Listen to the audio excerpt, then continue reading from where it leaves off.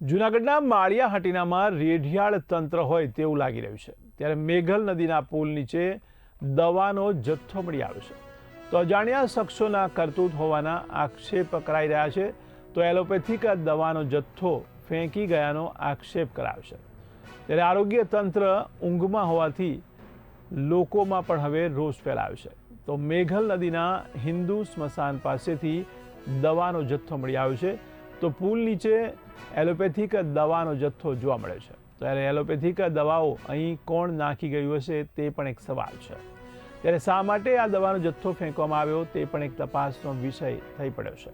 તો આરોગ્ય તંત્ર જાણે કુંભકર્ણની ઊંઘમાં હોય તેવું લાગી રહ્યું છે. ત્યારે આ ઊંઘમાંથી જાગે તેવી પણ લોકો દ્વારા માંગ કરાઈ છે. ત્યારે દવાનો જથ્થો કુદરત અને પ્રકૃતિ માટે નુકસાનકારક હોવાનું પણ જણાઈ રહ્યું છે.